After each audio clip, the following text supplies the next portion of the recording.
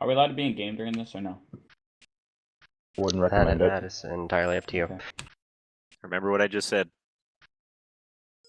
Alright, just a sec.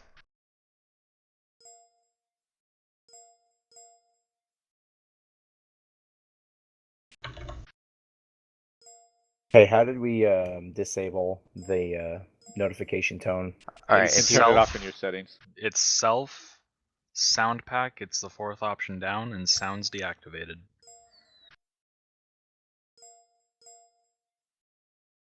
We'll get started here in just a second, guys. So I deactivate my sounds, yeah. Walk me through that one more time, Alaskan. Oh wait, no, self.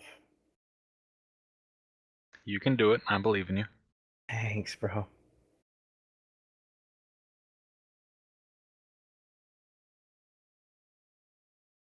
Okay, so if that is all, then we shall be starting. Welcome, everyone, to the APD General Meeting. Obviously, we're here to go over a few things and to answer a few concerns that have come into us. Obviously, if you have any questions or concerns, please submit them to the link. That makes it a lot easier for us to process as how we receive them. However, I do believe we will be doing we can do verbal questions later if necessary. Anyway, we are going to jump straight into this here with some of our concerns that we have that we've received. We're going to start here with something that Mike is going to tackle here. Would you like me to read it out, Mike? Yeah, go ahead. Okay. So, this is someone's concern. We need to address the overall lethality that people have when dealing with criminals. I have talked about this time and time again with Batman, and during this meeting would be a perfect time to bring it up. People are more willing to just shoot people down rather than RP it out when the opportunity to is staring them straight in the face. Most officers do not seek out roleplay, but firefights, and it is turning Kavala into a war zone and not a city. All you ever hear is gunfights and not RP. Mike, you have the floor. All right, so there is an important aspect to playing as cop that I think that a lot of us seem to forget over time, and it's just the nature of the beast because we're playing a first-person shooter. As the police, it isn't our job just to stop people from committing crimes, to respond to shootouts, and to try to get kills. Really, our job is to roleplay, and a lot of people lose touch with that on these casual servers like this. A good way to remind yourself on how you should patrol is to look at what the police try to do in real life in situations like this. When the cops get into a gunfight, they don't always try to neutralize the threat right away every time that it comes up. Their job isn't just to save the lives of the innocent, but also the guilty. So just because someone is behaving in a lethal fashion or they have a gun, that doesn't mean you should just shoot them because you have the ability to do so without violating server rules. Every single opportunity that you have to use your voice, it is very important to make sure that you do so. That's one of the questions we ask in the interview, right? The most important weapon is your voice. That being said, that doesn't mean that you shouldn't be prepared to handle the worst situation possible. People are going to shoot you all the time with no mercy, and they don't care about roleplay. That's just the nature of the beast. But that doesn't mean that you shouldn't be prepared to try to roleplay first. Feel free to put your life on the line for the sake of roleplay. We give you guys unlimited money with unlimited gear. You don't have to worry about dying. If you get killed, you get killed. It's not a big deal. We just move on and we go out and we roleplay some more. There are so many situations in which I see people go to gang hideout and the first thing they do when they arrive is say, everyone in the facility, put your hands on your head, drop your weapons, we have support. Why don't you try to talk to them and find out why they're there? Believe it or not, half the people at gang area aren't there to get into a fight with someone. They're there to buy something like NVGs or a backpack because they're too far away from Kavala to do so. And now you've created this lethal situation and they're going to obviously fight you back because they think that you're there to kill them. So make sure that you express to the civilians that you're not there to kill them. You're there to talk to them. You're there to help them, even if they're bad. And you're there to roleplay first. Keep your finger on the trigger, but don't necessarily pull it.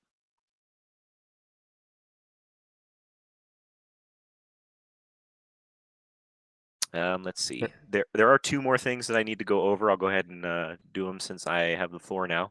The next concern, and this doesn't necessarily have a card, but it is something that we wanted to bring up, and that is concerning gang hideouts. So as you all know, Gang 2 and Gang 3 are currently glitched to the point that they will remain capped by the APD if we do so until server restart. I kind of received mixed feelings from Command on this subject particularly. However, I sought out the guidance of our head admins and Toast specifically.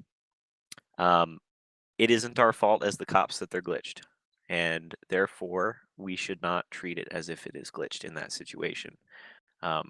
If there's no one at a gang hideout, they're not defending it, and it has been capped for 20 minutes, an hour, 2 hours, and they're just sitting there getting free money, and they're nowhere in sight. Even if it locks it for the rest of the server, it is okay to neutralize it. They had Gang Hideout 2 for about 6 months where they could cap it every 5 minutes and just get loads and loads of money. And we didn't complain about that. So I'm not trying to justify it in the sense that it's getting revenge for their free money, but the reality of it is that the gang hideouts give them free money. And if they want that money, then they need to defend it. And that being said, if no one is there, you can roleplay that you see a rebel flag on the pole, and you can go neutralize it. So that is that. And the final subject that I want to bring up in this meeting is doing Federal Reserves and CDCs when it is okay to lock up and repair the vault and the doors. So, you're responding to a Federal Reserve, and let's say there's 10 rebels there. They're scattered throughout the facility. You and your men push in, and you push all the way into the vault. You kill all the rebels that are inside the vault, inside the dome, and there's still maybe a couple in Telos or out on the wall in a tower somewhere, but you've definitely secured the dome. There's no one in sight within like 50 meters of the dome at all. It is okay to begin locking up the vault. Make sure that if you have secured the dome and you begin to lock it up, that you work your way from the inside out in order to give the rebels a fair opportunity to reclaim it. Also, don't start repairing it as soon as you get inside. Give them a reasonable amount of time to try and fight back for it. So you can do so.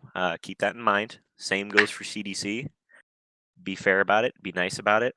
Make sure it's empty in there, because if you do lock some rebels in there, it's going to be hell to pay from us. So that pretty much ends that one there. And that's all that I really wanted to bring up. So whoever's next can go ahead. All right, so the next one we have up here is for Batman. Would you like me to read the concern? Yes, please. All right, so the You concern can, here. really fast. You don't have to read off names specifically. You can just go over the general idea of it. Okay, sounds good. So, the concern here is that command staff is disengaged from the rest of the APD. Cliques have formed among superior officers, and the people who make promotional decisions aren't actively working side by side with corporals and officers. Command staff seem to only come on when promotions are being discussed or there is a potential for it. Many command staff tend to hide in channels outside of regular patrol channels and only partner up with each other. My advice to obtain excellent leadership: spend time with your front line, coach them more than they were yesterday, and you will see a much higher quality of officer than we currently have on average. Batman, you have the floor. Thank you. So, first of all, I've encouraged every single one of you guys to feel free to come forward and express your concerns at any level of the APD. So I appreciate you coming forward and expressing this. In order to identify this, there is a lot of things in the background that take place at the APD that you guys are not involved with, even at the level of sergeant. You start to get involved at that level, but still, there are so many things unseen that you guys probably may never know about until you reach the level of command on here. As far as inactivity, there were some specific names mentioned here. I requested you leave that off because I don't feel that's important for you guys to know or deal with, because the people that are in command have been on the force for a very long time and have all shown their capabilities to lead successfully, whether in individual departments or overall leadership of high command and so on and so forth. And a lot of them are members of the community staff, admin, community ambassador, moderator, so much and so forth. So whenever you think they're not doing the same thing you are, that's because they're not the same rank as you guys. Everyone's position is equally important, and I assure you, everyone at every level of command is doing that to the best of their ability. We still have real lives that we have to live and whatnot, so we tend to evaluate what's more important doing the job that we're specified for at this position, while maintaining, real life responsibilities. Or do I sacrifice real life responsibilities or my responsibilities in command and go patrol? So obviously, a patrol is going to get cut.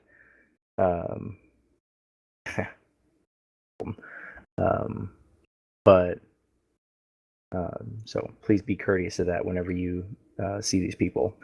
And for high command and whatnot, high command is very often on Rebel, watching you guys, making sure you are doing your job.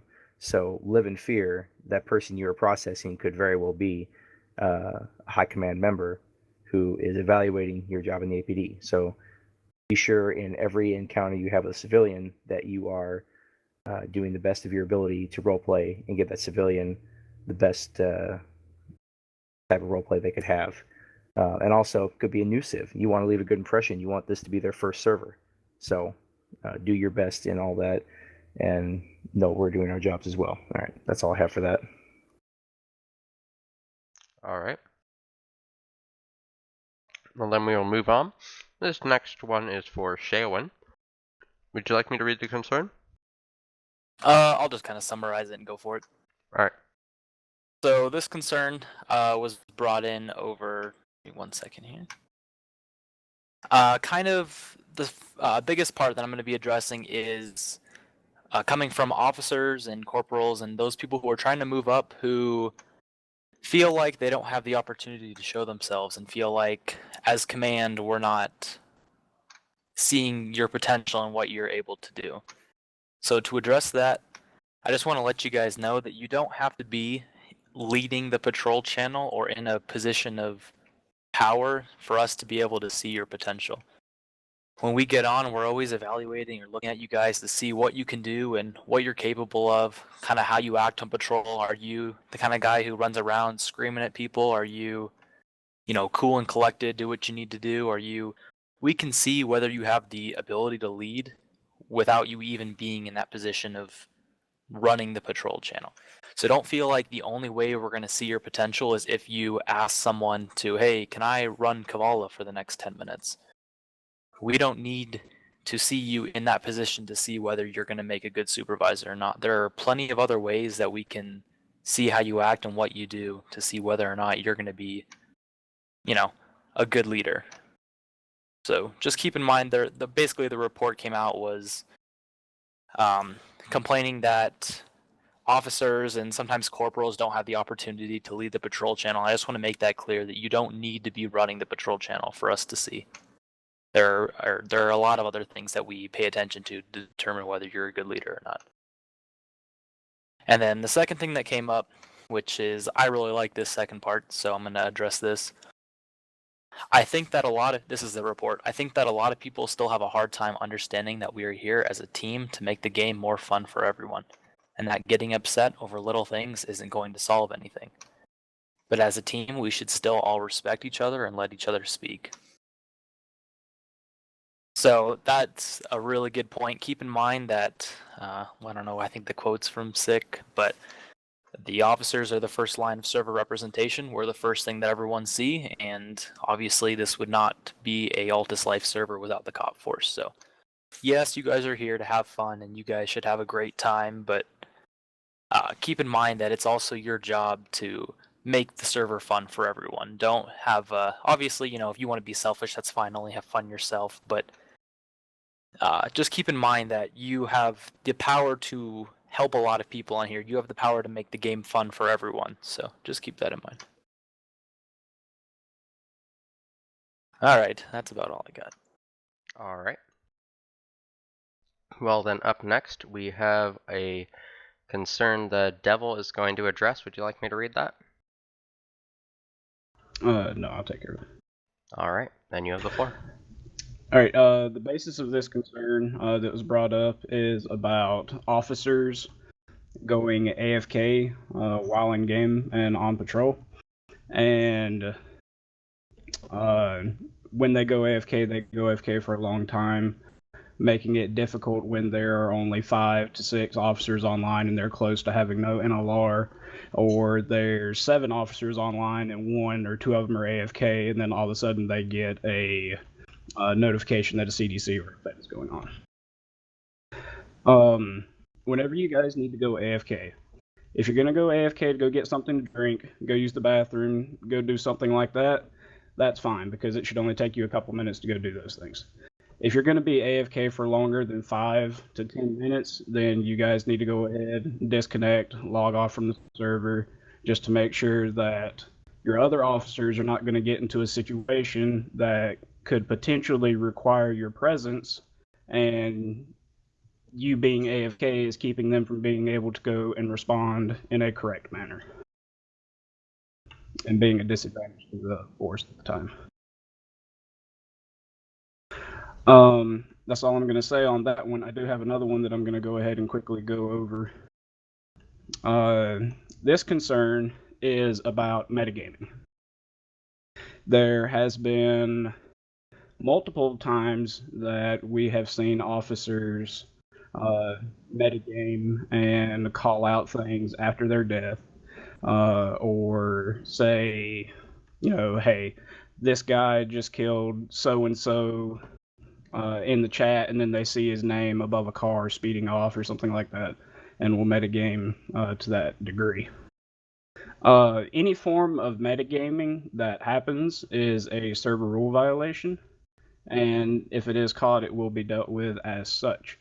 You should always remember that we're always going to see people's names above their heads. We're always going to see chat.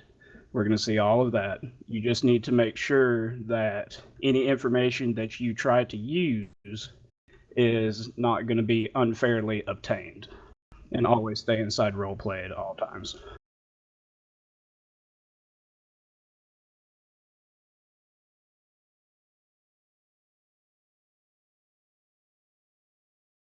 Is that it for you? Yeah, that's it for me. Oh, Sorry. all right. Got Okay. my mic keyed up. Well, so we will now be moving on to our next concern, which Steve Steele will address. Would you like me to read that? Sure. All right, so the concern here is I have a huge concern with how some cadets are being trained. As time progresses, the cadets that are promoted to officer are getting progressively worse and worse, no offense to anyone, and I do not feel that some FTOs have what it takes to fully train a cadet, regardless of what they may think. I understand that this is an issue that is primarily the responsibility of the FTO division, but I think that it should be fully addressed by command. With these worse and worse officers, conduct while on patrol has been a lot worse, and a lot of officers, who are supposed to be, quote, fully trained, do not know basic SOPs or server rules and struggle with simple situations. Steve, you have the floor. All right. Thanks for bringing up your concern, guys. If I'm ever in TeamSpeak, first and foremost, if I'm ever in TeamSpeak, feel free to bring up your concerns. I believe a few of you have, and I'd like you guys to think that I've listened to your concerns and addressed them accordingly. Second of all, contact me any way you can. To start off, I have faith in every one of my FTOs. They are very knowledgeable. They're very, very upstanding officers, and I appreciate their hard work. But unfortunately, we have this beast in the department of getting paid for doing the FTO work, and I believe that has made them, not all of them, but a few of them want to try to ramrod cadets through to get paid, especially because they are allowed to pick whether they want the money on cop or rebel. So myself and command have decided that from this date on, there will be no FTO payouts. We will be paying out for the last batch of cadets you guys got through, and then that's that. If you're in the FTO division to make money, go ahead and resign. To be frank, I don't need you around if that's what you were trying to do. We're all here to try to train our cadets in the way that they should be. Second of all, the way that we promote cadets will soon be changing.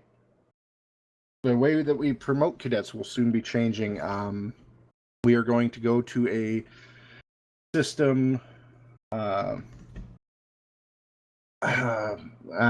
more, I don't want to use the word police academy, but kind of like that. We're going to have a verbal or a written test, along with I believe Mike suggested a point-based system, where you have to ride along with your FTO for 3 days and get in different situations and earn a point or lose a point based on how you did and how you react to those things. And then after that, you can take your officer's test. What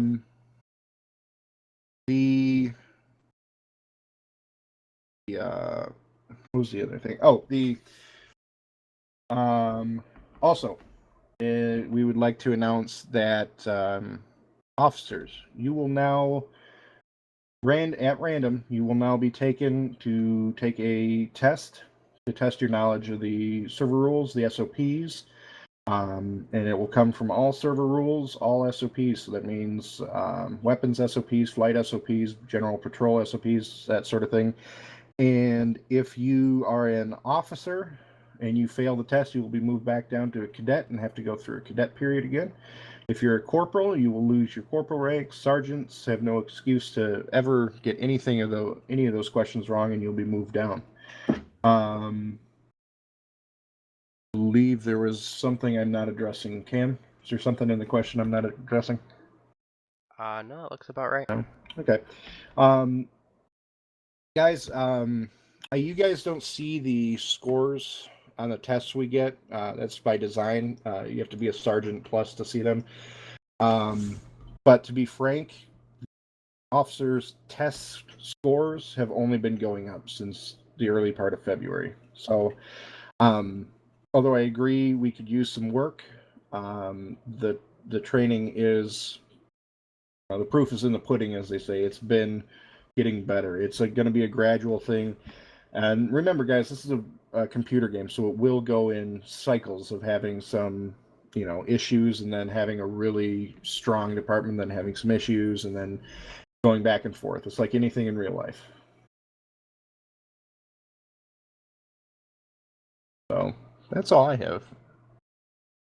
All right.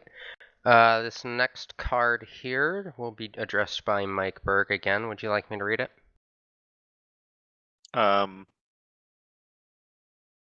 I already covered this one. This was the Fed Dome. Sorry. Oh, did you? Oh, never mind. Yeah, okay. it came Mark up twice. is resolved. Okay, then what's next? All right. Nate, would you like to bring up your card now, or do you want to make that later? I'll do it now. All right. Alright, so I know a few of you guys are starting to use the underglow function at the pain spray for certain situations at night. While that is a good idea, we as command decided to postpone you guys doing that so we can get it worked out for what situations it can be used for. So for now, refrain from using anything in the mod shop that affects your paint, your underglow. So if you're driving an off-road, for example, and you want backpacks on it, you can do that, but underglow and paint, do not touch that until we get stuff written out for underglow. That's about it. All right. Well, it looks like since the meeting has started, we've received some new questions. How should we address those? We can, if you want, just have that person verbally express their concern, and then we as a command staff as a whole can kind of reply to it. Okay, so you want me to start calling out people who responded? Yeah, if you just want to ask them, just say whatever the name is, say you had a concern if you want to bring it up. Okay. Well, then in that case, we'll start from the top and go down. The first one we received is from Ranger on the topic of respect. Do you hear? Oh, my bad. My microphone was muted. Yeah, I just recently posted that. Yeah, so go ahead, explain what your concern is. Yeah, so we had a brief discussion about respect towards higher-ups, and I think that's obvious enough. However, I have noticed that there have been situations where higher ups won't give due respect to officers, and I think that's an issue because officers they can't stand up for themselves. They can't really talk back to someone who's a higher up, and I think that's basically my concern is that if you're a higher up, you should watch how you say things. I mean, like I've heard some pretty nasty stuff come towards not me personally, but towards other officers. I usually never hear this from command staff. Command staff is actually um, really respectful. However, I'm just talking about sergeant to corporal, corporal to to officer, and officer to cadet. That's what I'm talking about. Well, to address that concern, firstly and foremost, if you have experience seeing that or evidence or anything like that, even just the concern, please find command staff immediately. We don't tolerate people being assholes on this police force. That's one thing that you get in the interview is being an asshole cop is not acceptable, and that also applies when you're not on the server. If you're just talking to other people, you should always be a decent human to everyone here. That being said, we are all a team here, and functioning as a team is really important. Those of you that are in a leadership position, um, just always keep in mind and make sure that uh, your job isn't just to run the patrol channel, but it's to be someone that people want to patrol with and uh, want to be on their side and help them um, patrol the right way and do the right things and be more of an inspiration uh, than a boss. And we always try to avoid that in command staff. We don't want to make it feel like we're your boss. We want to be stern with you. Obviously, we want to make sure you're headed in the right direction. And sometimes being stern is the answer, and you have to understand that. But at the same time, it's important that you do it in a way that inspires people to do the right thing instead of breaking them down and making them feel like they can't do the right thing.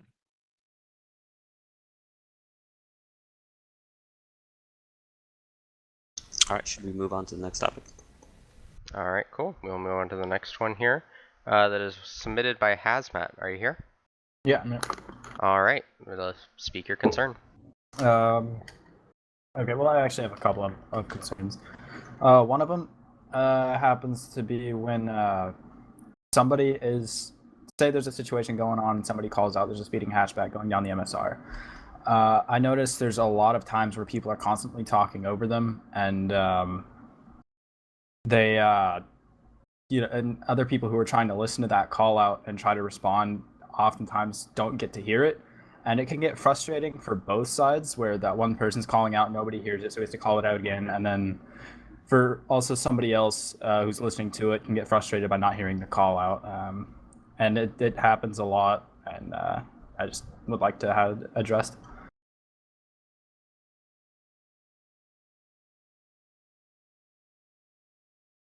All right. Well, I mean, I can take this one. So obviously, you guys should always be using strict comms when you are in the patrol channel and all of the patrols below it. That is the policy we have. That is what you are supposed to do. Obviously, there's a time and place for everything. We don't go after people who, they want to crack a little joke or ask someone a question who's, an irrelevant question that's somewhere else. But there's a time and place for everything. If people are saying we're taking shots, that does not mean it is a good time for you to talk about what fucking burrito you had. Not talking about you, burrito. uh, but it's just there's a time and place for everything. You can talk about whatever you want when there's a good when there's a good time for it. If you are caught talking about totally irrelevant shit when there's much more important stuff going on that you were hired to deal with, that is when there are consequences. That is when we move you out of channels. That is when you get warnings. So that's what I'm going to say about it, is it's just there is a time and place for everything, and if we have to tell you that, then that's going to be a problem.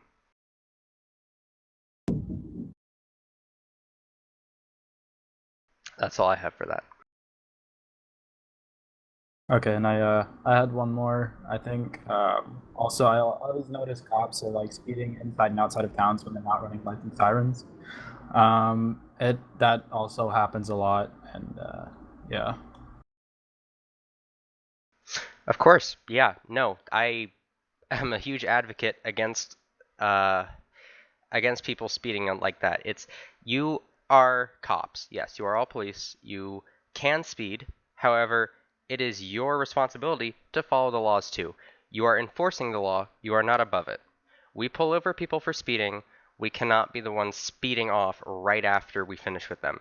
You are held up to the laws as well. In fact, some of you might know this because when I'm on patrol, I will pull over people. I will pull over cops who are speeding without their lights on. If you are not responding to an emergency and you are speeding, I will pull you over and I will give you a ticket. Same goes And for medics. You can pull them over too. for EMS too, that is something we do like they are part of the emergency services team as well, technically, but they are also held to the law. They are also not above it. They have their own emergency calls to respond to, but if they are not responding to an emergency, they are expected to drive like a civilian, and so are you. If you are responding with code 1, I just noticed that in the chat. If you are responding with code 1, that means at that chance, people are probably aware of what situation is going on, and you are still entrusted to obviously not drive aggressively or recklessly, but that's kind of what I have to say on that. Obviously, for most emergencies, it is completely justified to be driving code 2 or 3 with lights or lights and sirens. Vicious about occasional yelps, that's basically code 2. And that is okay. Basically, you need either lights or sirens or both. You cannot just, fucking speed everywhere because, again, you are not above the law, you are enforcing it. And if you are breaking the law while enforcing it on others, that is completely just one-sided, and we will lose players to that. So that is what I have to say on that. If I could just chime in on that.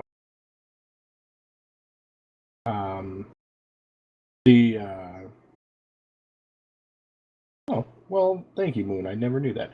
I will say, guys, I'm a little, I don't want you guys speeding through town by any means, but I also am sympathetic to the fact it's really hard to keep your car to a low speed thanks to the ARMA, like the engine and the way the game works. But if you're actively trying to not drive like an asshole, I don't usually have a problem with it. It's when you guys fucking are going like 110 through square. That's when I think, no, that's an obvious huge problem, So Or that's my 300. 2 cents. Don't do Yes. that either. That you'll get instantly Yeah. suspended if you go over 200 kilometers an hour through square and you hit someone. I'm sorry, there was one that we skipped in the system there, Cam, that I just recently got told was not supposed to be skipped. It's a concern someone brought up about people manipulating other people through telling them that they know server staff or command staff and they're friends with them, so they're allowed to do certain things. If you guys ever say something like that to anyone on this police force, you are subject to be terminated. It is not okay to ever say that you're friends with Barbosa, therefore you're allowed to tell people what to do. I don't have friends. Or you're allowed to do this or that, or that they should not do this or that. Server staff and command staff will never ever tell anyone that they have any other powers above anyone else just because they're friends with us. So if you hear people say that, please come to those of us that can handle it on a direct basis. Okay. Just to add on to that real quick. If you go to our rules on the forum, there's actually a rule in general rules that talks about telling people that you're friends with admins and so on and so forth to avoid situations and say that you can do something over someone else when you can't. So not only is it just a real dick move to do, it's against our rules as well. Can I just say on that, Zach, if any of you guys are ever processing someone and they tell you I'm friends with the chief, he's telling me to let you go right now, you'll be do whitelist or whatever. If any of you if any civ tells you that and I'm online, please message me and I will get in game and aim the shit out of him because I wanted to do that for so long. So actually message me and I'll get on and whatever. Howie Sure, wants to poke say me, something message as well. me. I don't think you can poke me, Can't but poke him, definitely he's too send me a powerful. message. I will actually drop whatever I'm doing to get in game and talk to that guy because it'd be so much fun. That also goes for when if we hear people saying from a server staff perspective, if we hear a rebel come in and go, well, I didn't commit a crime, but somebody said the server staff told them they could do it and they're friends with the server staff, you will get a ban without even consulting the command staff. And also when you're sitting in TeamSpeak channels and you're like an officer or corporal and you say, well, I'm friends with Mike and Alaskan and Devil, and they said it's okay if I take over the channel. And you're ignoring the sergeants and above who are in the channel with them. It is an immediate TeamSpeak ban, no consultation with anybody else. All right. Next up. Moving on to the next one here. All right. Let's see. Hazmat, did you address all your concerns? Because I saw you submitted 3. Yeah. Okay. So we will move on to this next one here, submitted anonymously. So I will read it out. All right. So this concern here is about the lethality topic. We all That get one's our mine. gear. Oh, you got it? Yeah, I didn't see a thing of where to put a name. Go ahead and explain what you wanted to say then, Alaskan. Yeah, so this is about the first topic we brought up with, officers don't have to go and just end the thing in a shootout and everything like that. We get our gear for free, and the whole reason for that I always started thinking is the whole reason for it is, Six said it a lot, Chase said it earlier. We're the lifeblood of the server. The cops are lifeblood of the server. If you want to, you can go out and patrol in a range master and a pistol, or you can go out and patrol in a level 4 vest and a Mark 1. It's really up to you on what to do. If you want to go out and actually roleplay, have some fun, you can do that. You don't always have to shoot. You can actually go through an entire patrol and not shoot, even if someone's shooting at you or trying to rob you. You can just go along with it. You can let them take you hostage, and that'll give you a whole other thing of stuff to do. And you can, chat with them, stuff like that. And if they're going to be the kind of people that are like, we're going to gag you, and then you're stuck and not allowed to talk for the entire negotiation, then it's kind of a thing of next time you're not going to just let them take you. But, your gear's basically free. You can not do what you want, but you can turn a situation into what you want it to be. You can be, getting shot at, and instead of trying to trade with a guy or shoot back, you could be screaming and direct saying, please don't kill me, please. And you can get a whole thing going from that and try to end it without just killing the guy. And to add on to that, you guys should really try it out. I do it all the time. If you get outnumbered in a shootout, like all of your fellow officers have died in a shootout, and you know that there's more than one enemy, just put your hands on your head. Just surrender. Let them win the fight. They don't have to wipe you to win. You can surrender in a gunfight. I know it's a crazy concept, but I don't know if you guys have ever played on modded life servers before that have much more strict RP. You have to value your life. And if at any point in time you're in a situation where the odds are not in your favor or at least 50-50 and you choose to fight, you can get banned for fail RP because you have to value your life. We don't really enforce that here. Unless it's extreme situation like you're surrounded by 8 guys and you try to fight your way out of it, you might get banned for that. Really, you should get banned for any time you don't value your life, but that's not how we operate here. So try surrendering. It makes every experience that you'll have so much more fun. All right. Next up, Cam. All right. Next up is submitted by Colton.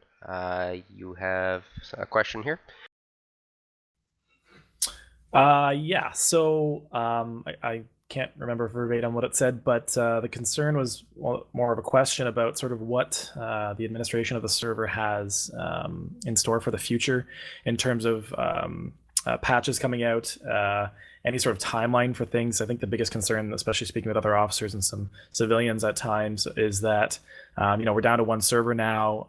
It's clear that our population's sort of been dwindling over the little while. And I know there's been some concerns about, Six saying, okay, there's a patch coming out in a few days, guys, don't worry. And then, we get called out or the server gets called out for not adhering to that sort of stuff.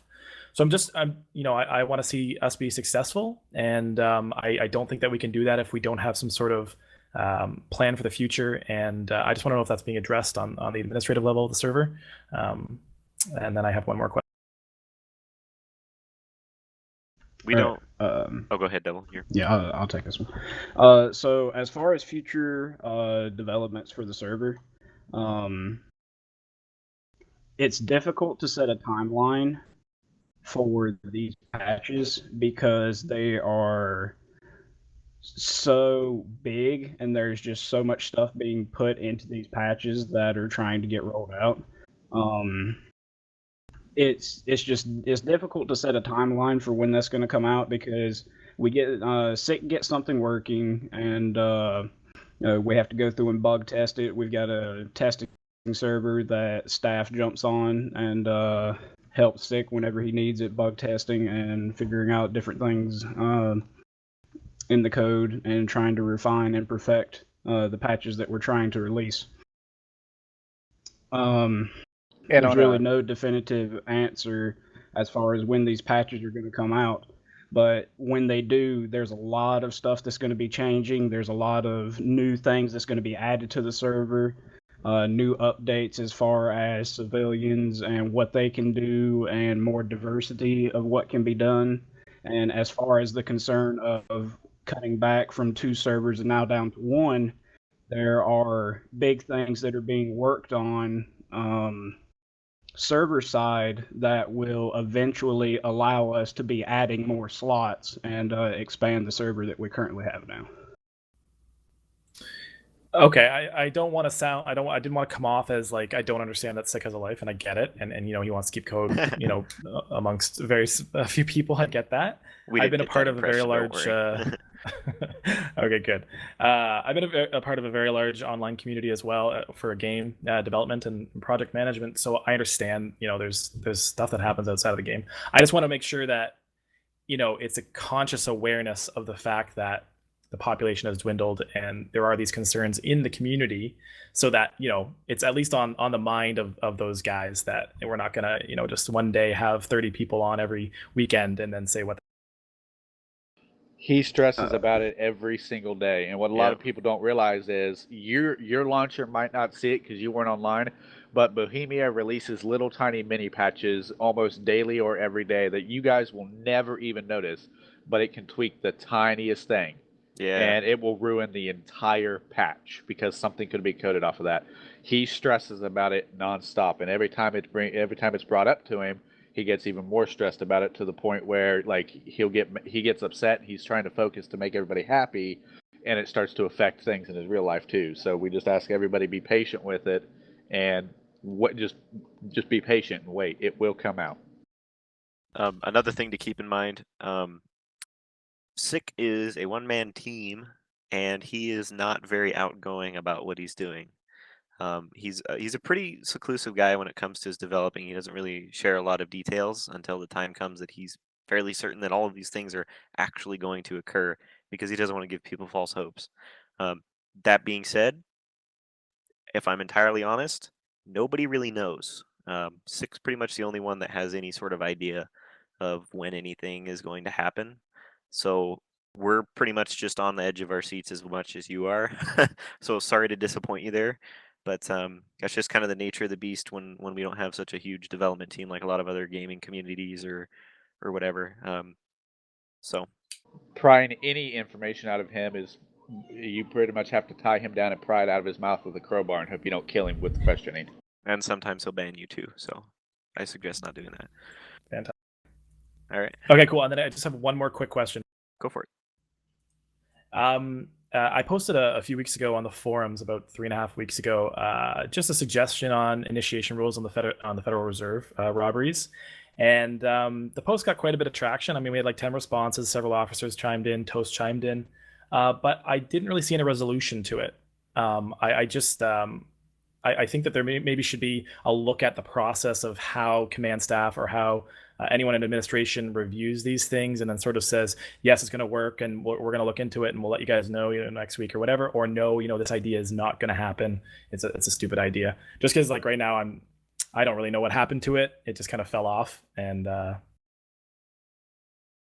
mean, I think potentially a good solution that we might be able to implement is just leaving this Google Doc form open. We actively use a system called Trello that every single officer report, as well as these questions and concerns, are now being dropped directly into it, and Cam processes those. So I think it might be a good idea for us to just go ahead and leave this Google form open that was on the meeting post. And if you guys have direct concerns like what you just expressed to me, Colton, we can pop them in there, and then we'll go through, weekly or whatever, and process them. Cool. That way we can make sure they at least get addressed. And granted, we might choose to do nothing and ignore it if it's something that we deem is unnecessary to really address. But for the most part, we'll plow through them. Yeah, if it was something stupid and no one replied and it just kind of died, then that would be an internal look at my own question. Please note, if we do leave this open, guys, it is not a submission form to complain about other officers or anything like that. It is strictly for suggestions or concerns about a particular way that the police force behaves. Okay, like SOPs or something like that. So do not abuse it. Do not use it to report people or complain about people. I think Cam can do that. Does that work, Cam, for you? Yeah, that's fine. Okay, cool. And don't give it to anyone. This is strictly for internal police use. If you give it to anyone, we will find you. Yeah. Moving on to the next one. All right. Up next, I'm gonna guess this is Kobe. You have a concern? All right. Go ahead. Mine was mostly about officers not really getting, not necessarily punished, but getting talked to about not role playing properly. Because I've seen multiple situations where cops could have just role played a situation, but yet they try to shoot everything out. Kind of goes back to the thing we talked about earlier. But I just think there should be some sort of, punishment or something like that for officers who don't really role play correctly. What do you mean by role I'll- play correctly? Like, because I don't think there's a way to role play correctly. It Well, seems- you have certain situations where you could handle in roleplay and, not necessarily okay. have to get into a gunfight, whereas most officers just are always ready to kill people. So I'll address this one. This is what I see time and time again. When the thing you have to keep in mind is that the second a command staff member joins the patrol channel, we all know it. Everybody smartens up, and command staff on deck. Let's everyone make sure you're doing what you're supposed to be doing. All that shit. The second the command staff member leaves channel, everybody relaxes, and that's where the problems start to happen. I'm not pointing my finger at anybody saying that you're all just breaking the rules when we're not looking, but basically nothing ever really happens when we're watching publicly, in a sense. So in order for us to actually do that, it's all well and good. You may see it all the time, but we just don't see it ourselves. So in order for us to see it, we need a recording. And as far as I'm aware, everything that's been brought up has been dealt with appropriately. So, there's nothing really we can really do without a recording. Okay. I think we pretty much went over as much as we can with that subject. All right. Moving on to the next one then.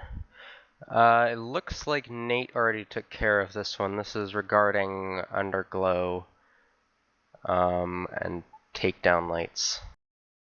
I'll just read it out. If it wasn't, oh wait, no. Okay, can we work on the possibility of white underglow as either scene lighting or takedown lights? So this makes it easier to do our job at night for realism. So yeah, we've taken care of that. We'll move on. The next card is by Howitzer. With a question, you have the floor. Forget what I typed. I sent in like 7. Corporals and officers trying to take power away from other corporals and sergeants. Oh, I've seen this a lot when I just sit in here, especially early in the morning, especially Federal Reserves, where the sergeant will be like, "Okay, guys, let's get in the helicopter," and then some officers like, "Well, I marked everything. Everybody go to the LZ. We're gonna do this way." And then the sergeant's like, "Well, I've already started to take over. Blah blah blah." It pisses me off, and it needs to stop. Yeah, your leaders are your leaders for a reason. It's okay to step up in the situation where leadership might not be present as an officer, but otherwise you need to respect the chain of command and know that the reason why these guys are sitting in the seats that they are is because we have deemed it that they have what it takes to know how to handle almost any and every scenario that comes across their desk, including knowing how to handle a Federal Reserve. Granted, some of our leaders are more of a quiet type, and they might just kind of let the officers figure it out, depending on the situation, and step in if things go south. But they are always watching, and they do know what they're doing. Don't fight them and make their job difficult. Be there to support them as well. Leadership is a two-way system. They have to be there to help guide their officers and their other corporals, or their corporals directly to officers, in the right direction. And the other side of that street is that the people under them have to be willing to trust them and follow their leadership. When you start to bat heads, that's when it starts to fall and break down, and fights start to go off, and nothing gets done, and then everyone blames the person in charge. So try to be there on both sides. Tied into that exact situation, the sergeant marked the entire map for a CDC. I was in the helicopter just watching, and an officer in the channel, who I already yelled at from a staff perspective, marked over all of the sergeant's writing with shit like faggots and pussies and dickhead over here has a machine gun, blah blah blah blah. Just because rebels can't see it doesn't mean one of you in this channel takes a screenshot because he laughs and shares it to his buddy, and next thing you know, all the rebels have it, and then it's a shitstorm in the help channels. And the sergeant told him to delete them, and he laughed and said, "No, it's just for fun." But it ties back into listen what the sergeants and corporals say. Whoever did that, your lucky command staff didn't catch you, just so you know. That's absolutely unacceptable.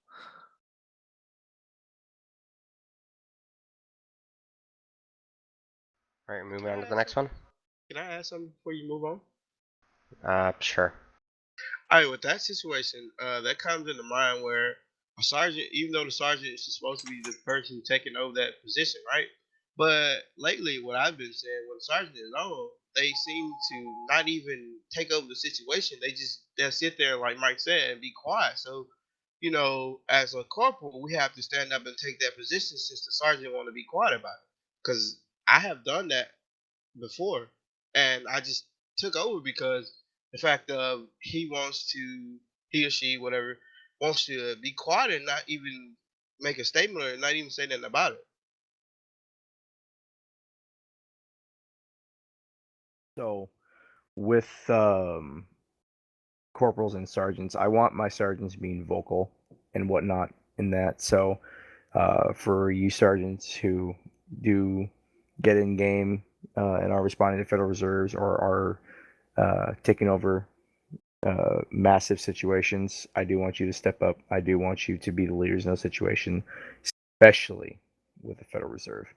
But that is definitely not to say corporals have to sit there and be silent. You guys are all trusted in your position, and we trust you to work together to make a educated execution of the Federal Reserve that will result in our success over the rebels. So don't take that as like if a sergeant's being quiet, you have to take over the entire operation.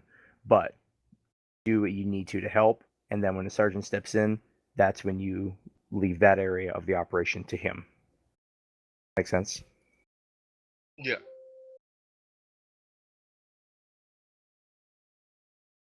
All right, we good with that one? Moving on. All right, so the next one here is submitted a little bit interesting. Hopefully someone can claim this. For their name, they said it is treating everyone fairly and professionally while maintaining roleplay. That's mine. All right, you have the floor. Okay, so we already had a discussion about this, but it's pretty disturbing that I've been hanging out in Cavala Square a lot more here in our community, hanging out with players, letting them come to me with questions, and a big thing is right now there's a lot of people on here that don't even want to play when they see certain officers around because of the way they've been treated. And it's not necessarily say they got pulled over for a gun and they're mad about it, but there's so many complaints about how they're getting treated as like an individual. Like there's been a complaint on not naming somebody about how they're always coming up to them aggressively, and it doesn't seem like they're using professionalism. It's more of emotional, how they feel as a person. And it's sad to see that there are players that don't want to play because of us, because we're supposed to protect our community. We're supposed to be there when they need us. If they have questions, they should feel free to ask anything of us. We're supposed to be their friends. So any officer caught treating people like that will just be removed. I don't really have tolerance for it. So if those civs have a video of it or whatever, feel free to send it in, and the officer will just be removed or whatever their rank is. But obviously, we need to actually see it to believe it. So, absolutely. Just to tack on to what Barbosa said, every officer that goes through an interview, in the interviews we state that playing as an asshole cop is not allowed, and anyone that plays that way will be terminated and fired from the APD. So.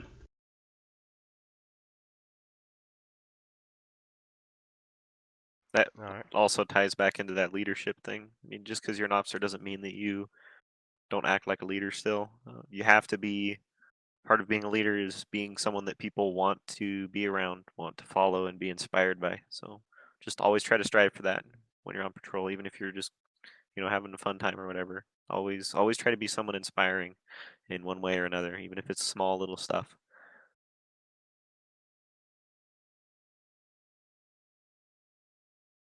All right, moving on to the next one then, if we're good. I believe this is yours, Irving. You said something. It's about partitioning of reinforcements. Irving? Hey, what's up? Yep, there you go. All right. So I noticed that over the past 2 days, there would be the gang hideout that would be going off. It would be code 4. There would be about 7 cops on, and then 5 of them would be down at gang hideout while it's code 4. And there would be situations going off. And just today, the gang hideout was code 4. I was over at fishing pier. I saw a guy get killed, so I hopped out, started initiating, and I started getting shot at. So I called for backup. It took about 10 minutes for backup to get to me. That, I think, is just unacceptable.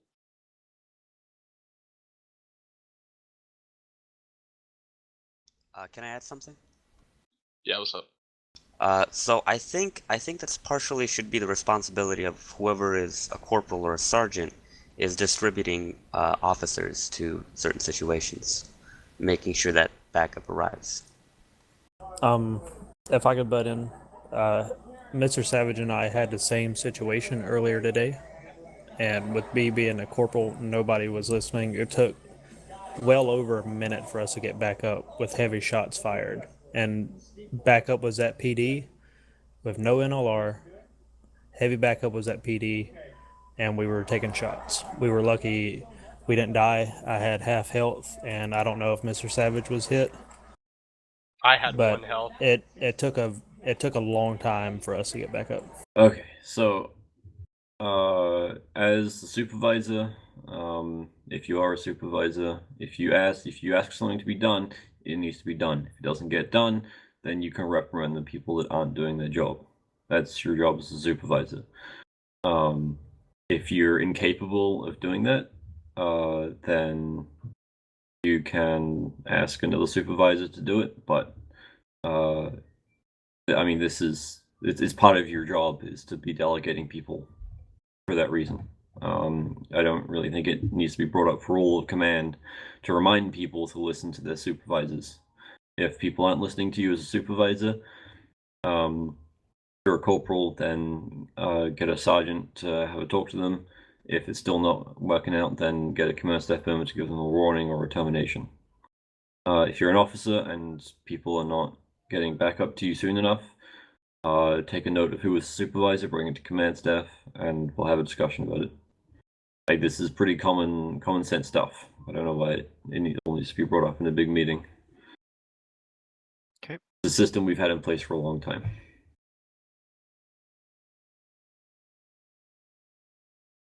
Next. Sound good? All right. So for this next one, okay, whoever submitted this needs to. I do not appreciate submitted by Captain Flippy Just Chits. ignore it. Move on. Okay. Cool. So we're moving on. Whoever you are, you're an idiot. Yeah, and it's not getting answered then. Just to address it, because it is a bit of a question I know that some officers have asked me before, briefly. Our SOPs state that you have to bring people back to HQ to process when they've committed a felony. So if they do something like a parking violation or a traffic violation, you don't have to bring them back to PD to give them a ticket. You can give them a speeding ticket on the side of the road. It's when they've broken a serious law that you have to bring them back. Anything that would involve having to search them or anything like that. With exceptions to searching their vehicle to determine whether you need to bring it back or not. Sorry, go ahead. Yes, Harris. Go ahead, Cam. Nope. All right. Okay. We'll move on to the next one then. Harry Callahan, you have something to add. Yeah, so what I've been doing, it's been about off and on for a week now when I'm online. When I pull somebody over for a traffic violation or like a small misdemeanor or vandalism or not wearing a helmet while on a quad bike or a go-kart, I just issue them their ticket. I don't make it so they have to pay. I tell them, here's your fine. You have blah blah blah to pay this fine. If you don't, you'll have a warrant for your arrest. I don't try to go after the money, seeing as there's no point of having money since the command staff can give us money. It has been helping out with RP, I think. You don't get people pissed off at you, I don't have this amount of money or whatnot. Maybe if some other officers can try it, see if they like it. Can I say something? Go ahead, man. He actually showed me this today when I was on patrol with him, and it actually worked very well, and civs were more appreciative of giving them a chance per se, as opposed to just like he said, just pay this ticket, here's your fine, because some of them don't have the money, and then they get becomes a negative thing, as opposed to giving them opportunity to pay. If we could get more officers to try that on, traffic violations or something, because you never see a cop asking a civilian for money while giving them a ticket on the side of the road. I think it would be, more RP friendly and like command staff was saying earlier, make it seem like real life, It's just my thoughts. I'm sorry. Can you explain it one more time for me? I didn't quite catch it. Okay, let's say you're speeding. All right, pull you over, give you a reckless driving ticket and a speeding ticket. Instead of, giving you the ticket to actually where you pay for it, I read your charges off. Say you make up some bullshit amount of time, like a week. So you have a week to pay this ticket. If not, then there'll be a warrant for your arrest. If you don't go to a courthouse, if you don't go to your court date, you'll have a warrant for your arrest. So it'd be kind of like that, where you're not taking the money from them, you're just RPing it like they have a court date. If you get what I'm saying. It's more role-play friendly. And from there, are you saying you put it on them or just kind of let it go? No, I give them like the bounty, like the warrants. The and charge, stuff. you just don't. Okay. But I don't give them the actual ticket to take their money from it. That way, the next time the next time they're pulled over, they get Right. hit if they didn't come and find an officer to pay. Right. So if I pull them over like an hour later, I'll say, "It looks like you didn't make your court date. Right. I'm gonna have to go ahead and give you your ticket or whatnot." would require coding on 6 behalf to.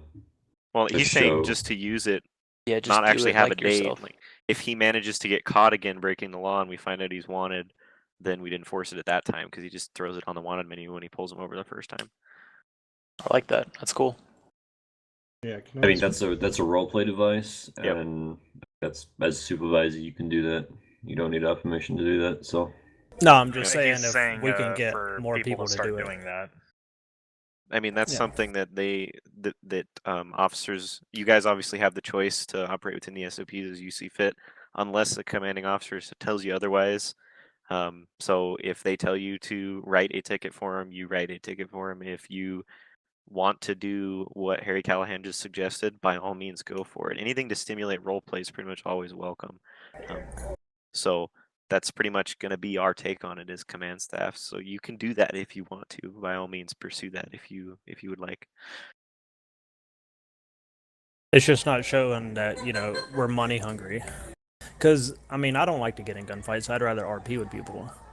It sucks when you have a traffic violation for speeding or reckless driving. It comes to a gunfight. But I mean, maybe if we get it to where we're giving them a chance, we can actually RP more to where they say, well, he's not going to issue me a ticket. I have a chance. If anybody gets what I'm saying. I get it. I agree. I think it's a good idea. Yep, that's like I said, it's a roleplay device. You're welcome to do it. And we're not going to force people to start doing that. But if you want to, as a supervisor, you can encourage people to do it.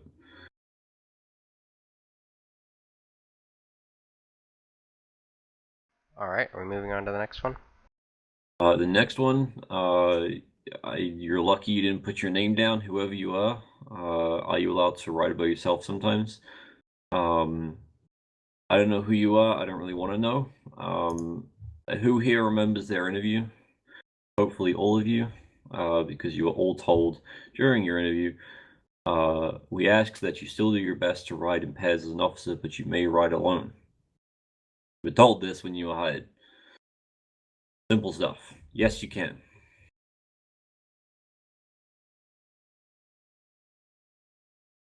Alrighty then. So we'll move on then. Johnson, you have a concern? Yeah, so basically my concern is that in terms of just the speed limit, it seems like there is quite the inconsistency with information because it took me up until I actually became an officer to learn what the actual speed limit was, and it doesn't seem like information that lots of people seem to know. And I think that it's important that cadets are informed of the speed limit pretty much so that it's more available. I'll take this one. It's being added to the FTO guide. Basically, I think I had a chat with somebody about this a minute ago. We're on like version 3 or 4 of our FTO guide. For those of you who don't know, for those of you who know Detective Thomas, he used to be Lieutenant Thomas, who was our FTO lieutenant, and like a year ago, actually now more than a year ago, I was his FTO sergeant, and I originally wrote that thing in like December of 15.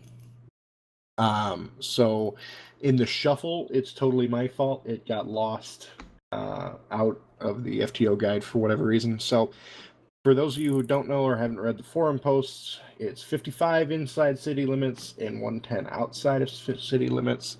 It will be going back into the FTO guide here shortly. But I think it might have just slipped my mind because it's something that a lot of us older officers have known for like a year plus. And I think it was just kind of one of those things that I kind of forgot about. But yeah, that one's on me. I'll just take the blame on that one. And one thing, yeah, Mr. Paul? I wanted to go back to that last question. It was pertaining to what Barbosa was saying.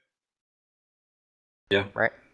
That when they made that question, it was like, because when I'm on as a supervisor, I encourage people. Well, I actually make people get in the party before they leave the PD because we have those officers that has that mentality. They go out there like they don't know how to role play, and with a partner, you wouldn't actually get robbed or nothing because I mean they go out there just to get robbed and all that good stuff. But as a partner, when you have a partner, you don't you're not at risk of doing all that. That's probably why that person asked that question. So I mean that's just following orders from a supervisor, which is pretty basic stuff as well. If that's what the supervisor wants people to do, then that's how the channel is run. It's for your own safety, patrolling with somebody else. I'd much rather you. Part of it is also when you're forced to ride with someone else is the fact that you're getting to know the other officers. If we allowed people to just patrol on their own whenever they wanted, we'd have 12 cars driving around Kavala. And then when everybody turns up to a situation, suddenly we've got 12 police cars wrecked on the side of the road because the cops got wiped by whatever. Right. Which is just going to cause more and more problems. So that's why we have people usually ride in pairs. For your own safety, really, and just to stop a whole bunch of aids. Yeah, that's what I try to do. That's all I want to state on that. All right. So just really quickly going back to the current question that we were on, that you guys are also talking about in chat, is how for speeding, when you right control someone, the menu is in miles per hour. However, our speed limits are in kilometers per hour. Letting you guys know this right now, I'm literally on Google right now. 110 kilometers per hour is 68 miles per hour. So if you see 68, that means they're going 110. If they are going above 50, if they're going 55, they're going 35 miles per hour. And so if they're going above that, then that means they're speeding. Just thought I'd throw that out. Anyway, if that is all, we can move on to the next one. Let's see here. Up next, we have Morello with a concern. You have the floor. All right, so going back to how we were talking about how officers are going to be getting random tests. I definitely agree with that, and I think it's a good idea to keep everybody up on their game. However, I've been talking to a bunch of officers lately about it. I feel that we talk about the APD as a prestigious, position to be in. Obviously, it is. We control the server, and I think that the standard to get into the PD should definitely be raised. I think that it's very easy. I also think we accept a lot of applications very fast and, it's very easy to join. And I think that's where the issue is coming in with the cadets not being trained properly because I think the PD holds a maturity level. And I definitely think that, some cadets coming in don't have, aren't having the maturity level in the PD, and I think that, again, the standard should be raised a little bit to keep the prestige of the PD, and I definitely think that that's where the FTOs. That's personally why I joined to be an FTO to help out and teach people better, because again, I just think that it's got to be held to a higher standard. I think it's way too easy just to get into the PD.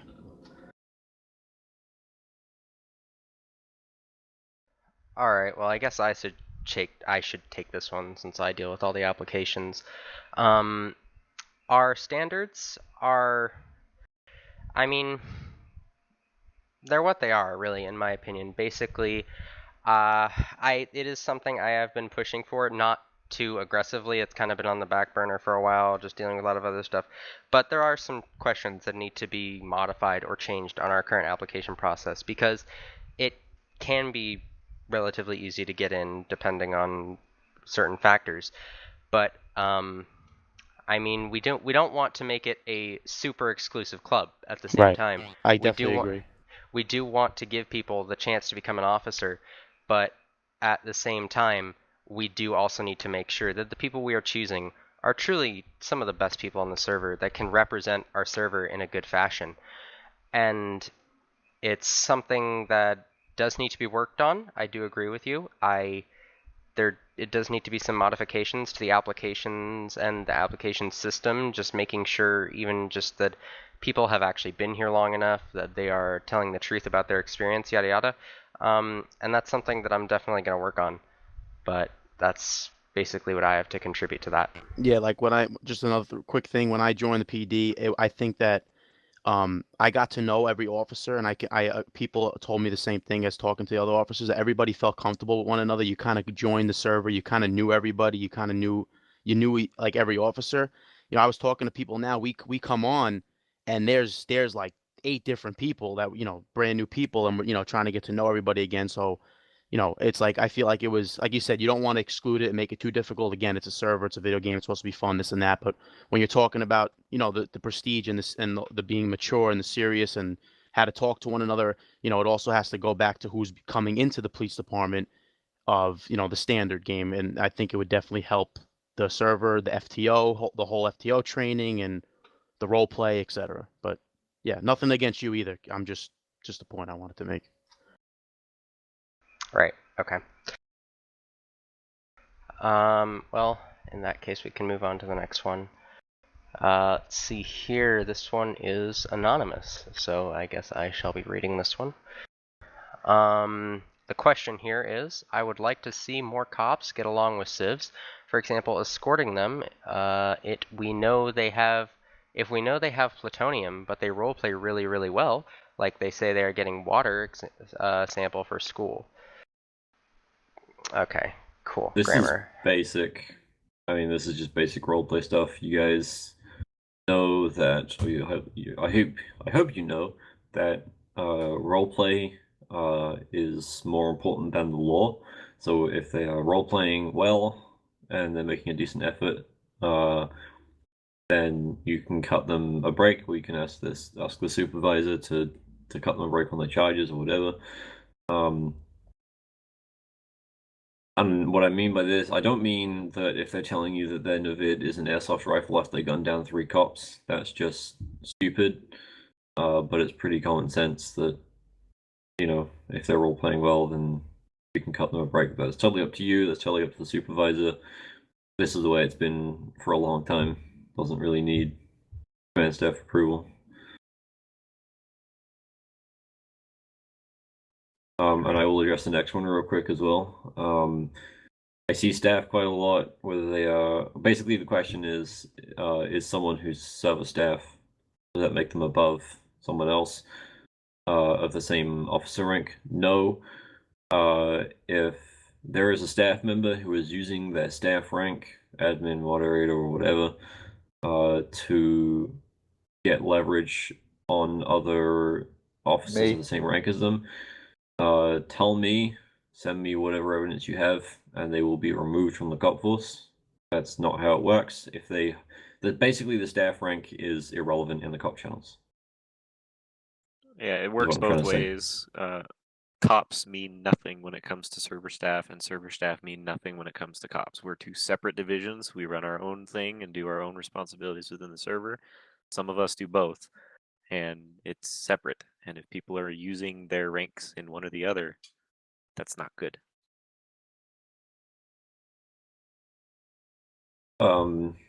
Next one, I feel shifts should be allowed to go on right along with us, and so they don't have to give at our location, so we can make a special channel to do ride-alongs with something. We thought about doing that a while ago when we approved ride-alongs, but the problem with that is that it creates communication problems with the other officers on patrol. We'd rather keep it that you have to communicate with them in-game. It's roleplay friendly. And it just makes it so your communication with the other officers in the channel is more important than communication with the person you're giving a ride along to, basically. Also, just on the subject of ride-alongs, because we had a officer come to us earlier saying that a civilian got permission from command staff to do a ride-along.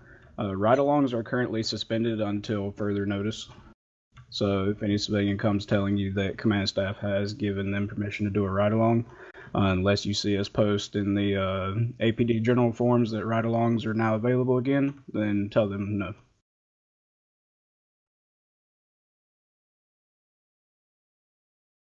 Alrighty then, we will move on to the next one. Harry Callahan, you have a question. Yeah, well, Cam, you were there when Jaster was saying that about Fed. So his concern was us putting vehicles in front of the gates was an exploit, just like putting for civs the quad bikes below the military towers by the stairs. So I would like for command staff to go over that, try to clear that up a little bit. So the difference is that blocking people from driving in and out of Fed is not an exploit. You are still able to get in and out of the Fed. You'll just have to find a way to do it Crawl. on foot. You can still access the inside and outside as a person. You can even climb under the vehicles if you have to. The quad bike thing was considered an exploit because there is no physical way to get up into the tower. And the only way that a police officer would potentially be able to would be to either unlock the vehicle when we roleplay wise don't have keys for everything. We only have that power for helping people that are glitched or whatever. And then the other way would be impound it, which you can't do in an active situation. So that's the reason that that was deemed exploiting. Blocking an exit from the Fed tactically so that they can't drive their vehicles out with the gold is not an exploit. You are more than welcome to do that. Okay, I just wanted to clear it up because he was a little. Same goes with side door pissed about guardian. it. If you're trying to physically block someone from escaping, that is an entirely different scenario than blocking people off from possibly killing you, if that makes sense. The whole quad bike thing isn't to gain a tactical advantage as far as the objective. It is to make it so that people cannot kill you. And that is considered exploiting because you're basically making yourself invincible unless they manage to time their shot so unbelievably perfectly to get you while you're popping. Or Kobe. So in a sense, we could just take SUVs and block off the Fed dome to where nobody can escape. I probably wouldn't go that far, but blocking the gates is fine. Okay. If you, I'm sorry, go ahead, Barbosa. I was going to move on to the next one and just address it real quick because it's the last one. So if you have something else to say about No, hunters, go ahead. Okay. Reminder: you are not to be reviving, especially people when EMS are on. That is their job as medics to be reviving people. Please don't do it. I don't want to have to bring this up again. You will face consequences if you're doing that shit. If there's an EMS on, text them, get them to come over. If they don't respond within a promptly manner, then do it. But give them the opportunity to do their job. I can imagine every single one of you would get shitty with the medics if they started doing your job and restraining people. So don't be a hypocrite. Yeah, the only time you guys are allowed to ever revive someone when a medic is online is if they are confirmed 100% AFK somewhere, like they've been at the hospital for an hour not moving. That is the only time you are ever allowed to revive someone. Otherwise, you must not use that function at all. You are more than welcome to heal people still, but if a medic's there, tell them, hey man, go talk to the doc. But if you're out in the middle of Timbuktu, by all means, heal someone. That being said, the same thing applies for reviving downed officers. You can only revive your downed officers if there's no medics online, or like I said, confirmed to be AFK.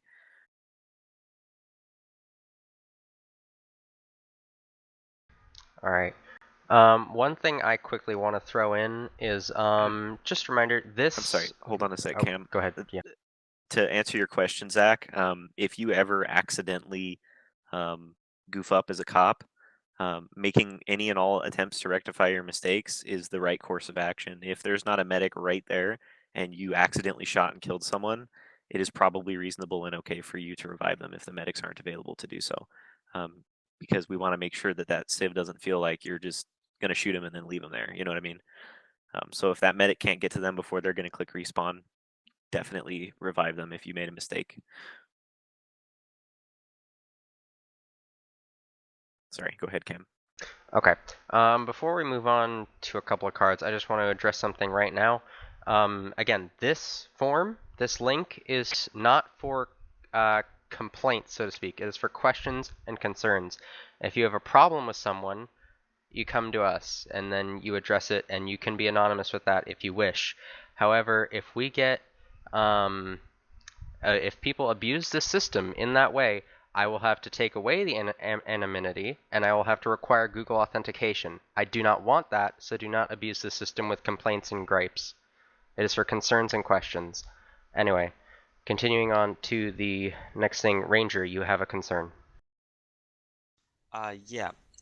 It's not too crucial, but I have noticed a lot of officers, we are allowed to decline civilians don't have the right to a lawyer or an attorney, and I'm just wondering why that is, because whenever I allow them to have a lawyer, it's just so much more fun. There's so much more role play, and the civilians get enjoyment out of it. So I'm just wondering, is there a reason that we have a rule where I essentially almost every officer doesn't allow the civilian to have a lawyer, and I think we're just losing a lot of role play that way. It was. It's a roleplay device. You can do it if you want to. If not, then go by the rules and or the laws and don't let anyone in. It's totally up to you as an officer. If you want someone to come in and roleplay with them, that it's their lawyer to try and balance charges, you can. Totally up to you. Don't feel like you have to tell people not to come into PD.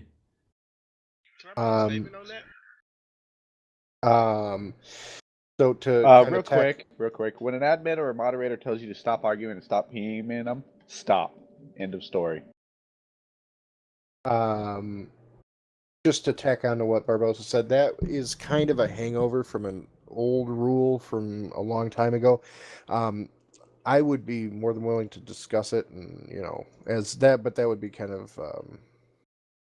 thing up for discussion. But the problem was back in the day, we used to get a lot of troll lawyers, and so we just had to cut it off completely for the longest time. I mean, it was every time, it was them arguing until, server restart sometimes, that no, my client's LMG is not, it's the airsoft gun. No, it's a street sweeper. No, it's this. No, it's that. He didn't do this. Show me your proof about this. Do this, do that. And then when it's gone from fun to annoying to pissing you off because you've been sitting there with a lawyer for 20 minutes, then that's why we just said, nope, you don't have the right to it. But, however, like Barbosa said, if that's something you're willing to get into and you're risking it, go ahead. But like I put in the chat, a lawyer needs to look like a lawyer. So if somebody shows up in rebel clothing, you say, no, you can't possibly be a lawyer. You would know that we have these, make something up in roleplay. No, we have this. We have the law here that if you bring in an outside lawyer, they have to be, dressed in their uniform. For me, when I allowed lawyers to come in, it's always they have to be in dress clothes. They cannot be armed. They cannot have a backpack. They have to look nice. They have to talk nice. They can't say, you better let me fucking in or something like that. No, they have to talk like a lawyer would. So just make sure all these things are met if you're going to do that. But if you do, know what you're getting into. Okay, so that pretty much answers my question with the trolls. I feel like there would be a pretty easy way to deal with that. Just give them a certain amount of time, like you have 5 minutes to state your case, and if they start to, talk in a way that's not appropriate, you just escort them out and be like, this is not appropriate for a lawyer to talk this way, and just boom, you're done. But thanks for answering the question. Yeah, no problem, man. Like I said, there's a lot of stuff the older officers do and say, and it's just a holdover from shit. I'm trying to think. Like my original join date was like September 30th of 15, and like I've known Barbosa, Alaskan, Howie, Che, Nate, I believe Wolf, Kobe, Batman, and a few of the other sergeants and people who've come back. Richard Banger. Like we've all known each other for this long, and it's kind of that old school mentality. So I mean, But luckily, we're in the process of like catching things and things like that. So, Thank you. All right, and then we have one last card here that is anonymous. The question here is, we need clarification. I am being told two different answers. Are we allowed to form a top wanted list, like those who have a 250k and up bounty, worthy of sent to jail if caught? Aha. I would love to address this one because this is a fantastic subject. Me and Toast have talked about this for hours on end. So, basically, I know that SICK was planning on incorporating a new feature in a patch at some point that would list the top 10 most wanted people on the server. Me, as an officer, have always been a fan of role playing the way that a cop would behave in real life when it comes to warrants for arrest. Right? You're sitting at a stoplight. There's a cop behind you, and I have lots of police in my family and such. And one thing that all officers out there in the world do is sit there and run license plates all day because they're bored as shit if nothing's going on. They'll just be driving down the road, and every license plate that they see at red lights or at stop signs or whatever, they type it in and check it. Some police forces are even so sophisticated they have automatic cameras on the fronts and back of their car that will scan the car in front and behind them automatically and pop up a window on their computer that'll say, uh, hey, this person's flagged for a warrant. They have so and so account of, not showing up to their court date, or they got caught speeding on a speeding camera going 15 over, so that's now a misdemeanor, whatever it might be. So you can do felony stops. You can role play that. So that's always fine. You can always do registration if you hit them with your radar and it pops up on your screen their name in the upper left with their speed and everything. You can then hit Y, go to the wanted list, see if they're wanted, and if they're wanted for just one or two little crimes, they're 60k wanted or 80k. I typically just leave them alone. No big deal. But as this mentions 250k bounty, anything that's got 6 digits, I will almost always pull them over for it. That being said, if they have an extreme bounty, like 500k or more, or 1 million, and I see them standing in square, I will metagame a little bit and open up the wanted menu and match their name and see that they're wanted for 500k. And you have to be careful with this, but the way that you role play it is every single day, police forces have a briefing in the morning and they go over the top 10 most wanted people in their region. And they show pictures and they say, this is what they've done. If you see this guy, immediately call in for backup and apprehend him. So if people have an extremely high bounty, I'll be really tactful about it. I'll come up to them, they're in square being cocky or whatever, and I'll be like, hey, how you doing? You having a good day, whatever. And then I'll be like, my name's Mike, what's your name? And then they'll go, oh, my name's Richard Banger. And I'll be like, oh, Richard Banger. Well, Mr. Banger, if you wouldn't mind putting your hands on your head, you have, so-and-so, you're in, Cavala's top 10 wanted or whatever, and then I'll apprehend them that way. Don't use the face thing very often, only if they're extremely wanted. Be very careful about it. Make sure that you're confident in your role play, and you can trick people into admitting that they're criminals by doing that. If they say no, do not badger them into admitting. Correct. If they say no, leave them. Or if they give you a fake name, don't question it. You Ask don't them how many have. faggot cops they killed. I guarantee they'll brag right away. Yeah. Don't just know that you don't have probable cause until you know for sure who they are. So the registration thing, you can always pull them over and assume right away that they're that person. But if you're doing the thing I was talking about, the top 10 most wanted people, just be careful. Don't violate role play. Don't metagame, except to, do the whole briefing in the morning thing. It's a very careful, be very, very careful with it. It's a very touchy subject. So, but have fun with it and experiment. Also, for that warrant thing, if you see someone's registration, do not go after people just because they're in gangs. If you're caught and we can catch on that you're pulling people over just because they're in a gang because you think or know they have a bounty, it's not going to end well with you. So be careful of that too. But wouldn't we pull them over because we ran their plate and that car belongs to a person that is wanted? Yeah. You Yes. pull them over and you demand for their ID. Because they're in a gang though. No, just because that person's just because they're in a gang doesn't mean, oh, if they're a gang, let me run his plate real quick. Well, I understand Right. that, but I usually just, press a button to make sure if they're speeding or not. And Yeah.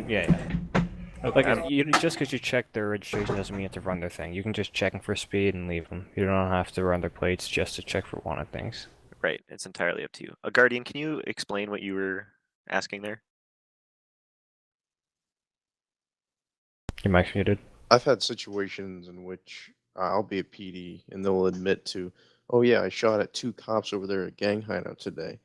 And so I've been doing it, but I would add 1 charge of attempted manslaughter based on admittance. Is that cleared?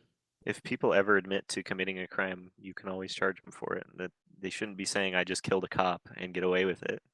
So yeah, Well, I mean, you're always Well, welcome hold to on. add. If they're bragging they've killed a cop, then they either have the manslaughters automatically added, or B, they've already paid the ticket for it. So he's saying he shot at cops but didn't kill them. Oh right, okay, yeah, just give them attempted manslaughter. If it's something that doesn't automatically get added when they commit the crime, like they said that they, did some drug runs, you catch someone talking to their buddy in the distance saying they were running drugs earlier, you can go question them about it and potentially nail them with that because they just self-incriminated. Okay, so all right, so that reference is detainment. If I overhear it. Yeah, if you have probable cause to believe someone has committed a crime, you can always do an investigation. Okay.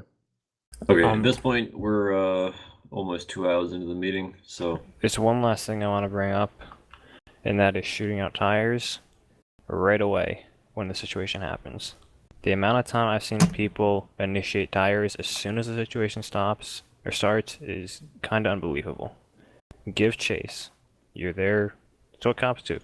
Go on a police chase. You don't have to shoot tires out right away. It should be more of a last resort thing. Shooting tires is something that you should do if they've been evading for a good little while. There's the chance of you just killing them and then just leaving them, or reviving them and leaving them, then it's not worth it. It should be a last resort thing. Should not be you shouldn't hop out of your car, initiate tires, and shoot them out right away. Try to send officers ahead of their pathway to lay spike strips. People always hate it when they get spike stripped. They'll immediately start cursing and spitting because they're fucking idiots for getting hit with spike strips. Yeah, it's such a good feeling when they work. Okay, if any of you guys have any further questions or concerns, just come to command separately afterwards. But if there's nothing else, Zach, I've closed the forum response, but we have 2 more cards if we want to finish that. I can finish it if you'd like, or I think at this point, just go to them separately afterwards. We've been here for almost 2-3 hours. Yeah. Okay. 2. All right. PM me, Zach, and I'll explain that to you. Okay. No, they're not. There was an announcement. Are we done? Or okay. FTOs 2 weeks from today, 10 p.m. Eastern. That's May 6th, 10 p.m. Eastern, 9 p.m. Central, 8 p.m. Mountain, 7 p.m. Pacific Standard Time. If you're in a different time zone, I'm sorry. FTO meeting. Be there or be removed. And also, do not forget that reevaluations will be occurring. Potentially all officers are subject to random reevaluations, so do not forget about that. That means prepared. like all members of the APD, not all people of officer rank. Right. Sorry. I clarified. Cadets, officers, corporals, and sergeants. But not like command staff. You're just like command everybody. staff are issuing the test, so yeah. Okay. That's kind of silly. So read up on your SOPs. If you're not sure on something, ask before you get issued the test. I think Steve may have, I'm not sure what he said about the consequences of failing it, but it's not a permanent demotion. You do not pass your test. We're not exactly sure on the consequences, but it's probably going to be a temporary demotion and you have to retake the test. And then if you fail that second test, then you're permanently demoted until further notice.